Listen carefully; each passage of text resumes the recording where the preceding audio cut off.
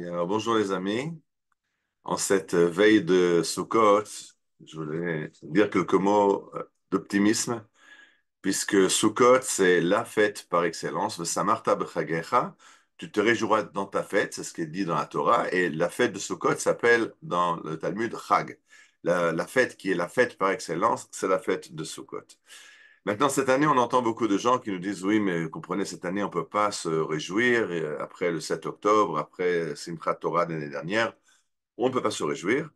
Alors, je veux d'abord vous rappeler l'excellent cours de mon ami le rabbin Eli Kling la semaine dernière, qui a expliqué qu'on a une grande chance, c'est que il y a eu le 7 octobre, que cette année ne tombe pas le jour de Simchat Torah, et le 7 octobre a été un jour commémoratif. Donc, si on veut pleurer, et il faut pleurer, bien sûr, il s'est passé des choses terribles, on a le 7 octobre pour pleurer.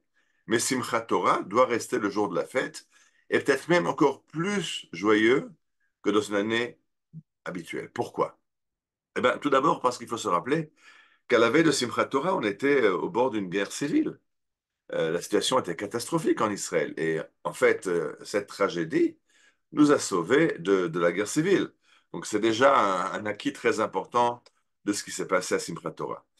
Et on a eu un réveil de la population qui était incroyable. Tous ces pilotes qui avaient dit qu'ils ne voleraient pas se sont présentés. Tous ces gens dont Tsahal pensait qu'ils ne viendraient pas en Milouim si on les appelait se sont présentés. Et les unités ont affiché 150% de présence d'effectifs.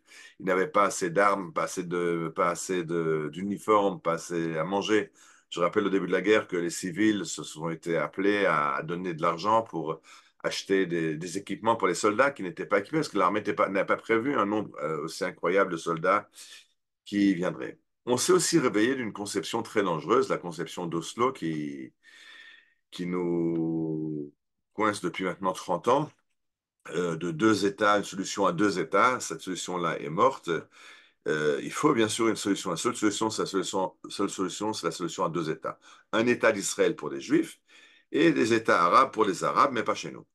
Mais il faut arrêter de prendre des parties du territoire israélien, la Judée-Samarie pour Abou Mazen, la bande de Gaza pour Yahya Sinwar, le sud Liban pour Nasrallah. Il faut arrêter. Israël, c'est aux Juifs, les Arabes, ils ont des pays à eux. Donc deux peuples, deux pays d'accord, les Juifs en Israël, les Arabes en dehors. Euh, on s'était aussi habitué à cette mantra, il faut échanger, shtachim tumurat shalom. On va donner des territoires en échange de la paix. Mais on s'est rendu compte d'une chose, c'est qu'Israël a donné des territoires. On a donné la Judée-Samarie, on a donné la bande de Gaza, on a donné le sud Liban dont on s'est retiré en 2006. Et qu'est-ce qu'on a reçu en échange? La guerre, des missiles, etc. Donc il faut juste inverser la manœuvre. On continue Shtachim Shmurat Shalom. On va échanger les territoires contre la paix. Mais c'est, nous, on va recevoir des territoires et en échange, nous, on donnera la paix. Parce que dans l'autre sens, ça ne marche pas. Quand c'est les Arabes qui reçoivent les territoires, c'est ils sont d'accord de les recevoir, mais donner la paix, ils n'en sont pas capables. Donc on va inverser. Eux vont donner des territoires qui, de toute façon, nous appartiennent à nous. Ils font partie, je rappelle que les seules frontières légitimes de l'État d'Israël ont été fixées à San Remo en 1917 et sont beaucoup plus larges que l'État d'Israël aujourd'hui. Les frontières de San Remo comprennent le sud Liban, comprennent la Jordanie, comprennent encore beaucoup d'autres choses. Alors, on va recevoir ces territoires qui nous appartiennent et en contrepartie, on va leur donner la paix. Ça, nous, on en est très capable. Maintenant, vraiment, là, le grand sujet de joie, c'est que on se rappelle tous les 10 heures tous les 10 heures de mauvais augure l'année dernière. Ça va être terrible si on attaque au Liban. Alors on n'aura plus d'eau, plus d'électricité. L'armée nous a demandé de faire des provisions de bouteilles d'eau, de faire des provisions de piles pour les appareils radio, etc., etc. On n'aura plus de quoi manger, on n'aura plus, rien ne va plus fonctionner en Israël. Et voilà, on a attaqué au sud Liban. On a de l'eau dans les robinets, on a de l'électricité. Je vous parle par Internet, l'électricité fonctionne. Ça va être terrible parce que si jamais on attaque au Liban, l'Iran va s'en mêler et l'Iran a des missiles incroyables et ça va être encore plus terrible. Ils vont démolir les ports d'Israël, ils vont démolir toutes les infrastructures israéliennes. Alors voilà, on a eu deux vagues de missiles d'Iran.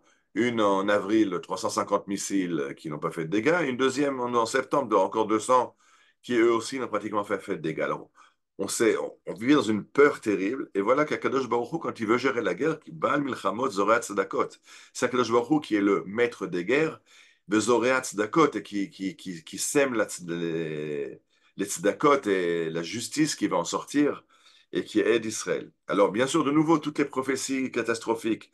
On ne peut pas faire une guerre de 1 an. La société israélienne ne peut pas tenir le coup 1 an en guerre.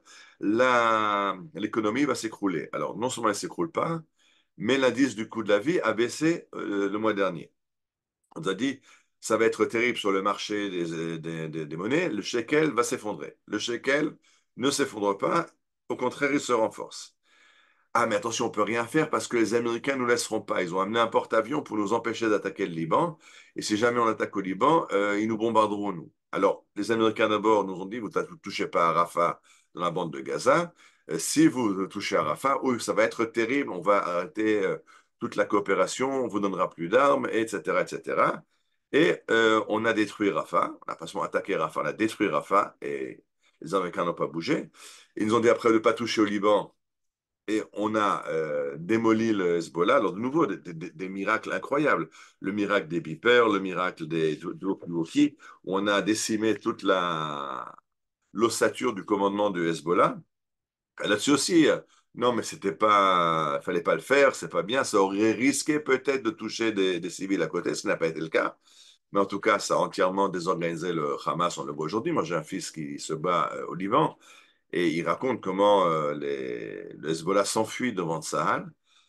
Alors, quand on entend toutes ces choses-là, il faut quand même se réjouir et remercier Dieu, dire le Hallel. Alors, on a eu le 7 octobre, on a pleuré les victimes, c'est important. Il faut un temps de deuil, et il y a un deuil. Je ne nie pas le fait qu'il y a les victimes du 7 octobre, il y a les soldats qui sont tombés, il y a les otages qui ne sont pas encore rentrés, il y a de quoi pleurer. Mais ça, on l'a fait le 7 octobre. La fête de Simchat Torah doit être une fête joyeuse, et si elle est joyeuse chaque année parce que c'est le don de la Torah, elle doit être encore plus joyeuse cette année parce que on se rend compte que quand on a la Torah et que Kadosh Baruch Hu est avec nous, cette guerre qui était absolument impossible d'après tous les critères logiques au début de la guerre, on nous a expliqué pourquoi on ne pourra pas la faire, pourquoi on ne tiendra pas le coup, pourquoi Israël sera détruit. Et maintenant, Israël en sort renforcé.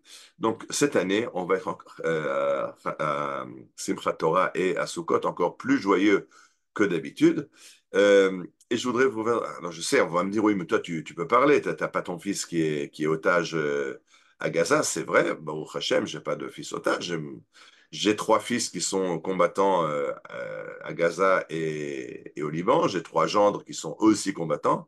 Bien que mes fils soient dispensés, bien que l'aîné de mes fils est déjà dispensé aussi à cause de son âge, mais il est venu comme volontaire et il combat comme tous les autres. Alors, non, on est imbriqués et je voudrais vous faire voir un petit film qui a été diffusé aujourd'hui. Et c'est des gens qui vont nous dire de nous réjouir à Sukkot, mais pas n'importe qui. Ce sont des parents qui ont perdu un proche, ou dans les atrocités du 7 octobre, ou dans les combats qui ont suivi. Ce sont eux qui disent on va être joyeux. Il faut remercier Dieu dans la joie, et encore plus, Beyachad, ensemble. Si avant le 7 octobre, la société israélienne était divisée, une des choses qui les apports de cette guerre était la réunification du peuple d'Israël. Donc on va se réjouir ensemble.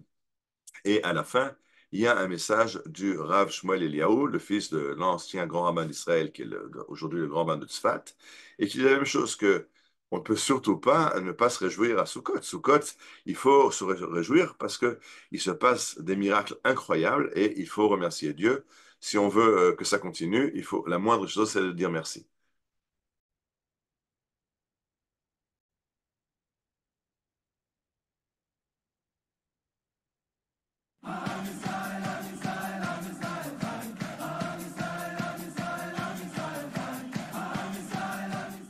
לזכותם, לכבודם, מכוחם, במיוחד השנה. במיוחד השנה, במיוחד השנה, לשמוח ביחד.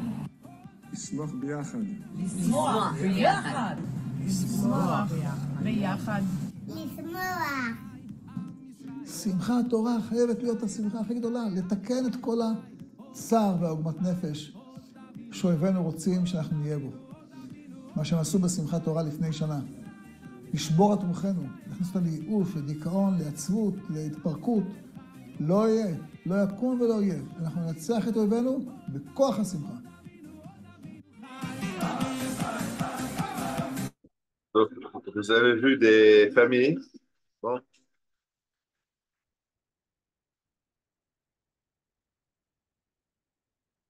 vous avez vu des familles endeuillées qui nous disent de nous réjouir à Simchat Torah. Et le Rav Shmuel dit non seulement il faut se réjouir, mais par la force de cette joie, on va gagner et on ira de victoire en victoire jusqu'à la victoire finale. Je rappelle que on commence à se rendre compte que après Gaza et après le Liban, on a encore l'Iran et la Judée-Samarie. Et on voit les attentats qui se multiplient. Les Arabes israéliens, on a encore du pain sur la planche. Mais Bezrat Hashem, le lion s'est réveillé et on finira à la victoire totale. Chag Sameach.